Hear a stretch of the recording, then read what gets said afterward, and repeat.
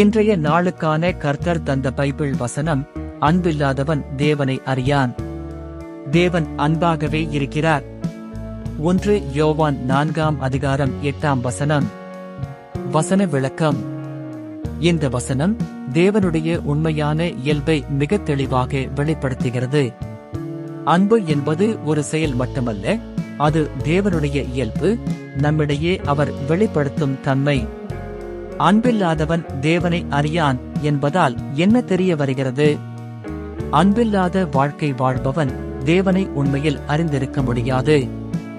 ஏனெனில் தேவனை உணர்தல் என்பது அவரின் அன்பை அனுபவித்தல் மற்றும் அந்த அன்பை மற்றவர்களுடன் பகிர்தல் என்பதே.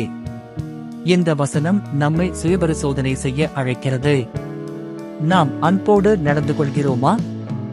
எங்களைச் சுற்றி உள்ளவர்களுக்கு பிரதிபலிப்பது தேவனுடைய அன்பா? நம் வாழ்க்கையின் மூலம் தேவனுடைய அன்பை மற்றவர்களுக்கு வெளிப்படுத்தும் போதுதான் நாம் அவரை உண்மையில் அறிந்திருக்கிறோம் என நிரூபிக்க முடியும். ஜெபம்.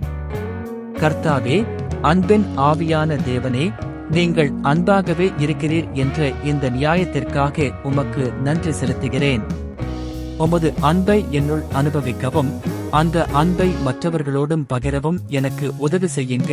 நான் அன்பில்லாதவனாக இல்லாமல் உம்மை உண்மையாய் அறிந்த ஒரு பரிசுத்த வாழ்க்கையோடு வாழ வேண்டும் என்பதற்காக வழிநடத்தும் என் வார்த்தைகளிலும் செயல்களிலும் எண்ணங்களிலும் உமது அன்பை பிரதிபலிக்க வேண்டும். மன்னிப்பு, பொறுமை, இரக்கம் ஆகியவற்றில் நான் வளரும்படியாக எனக்கு ஆவிக்கு பலன் அளியுங்க. இயேசுவின் நாமத்தில் ஜெபிக்கிறேன். ஆமென்.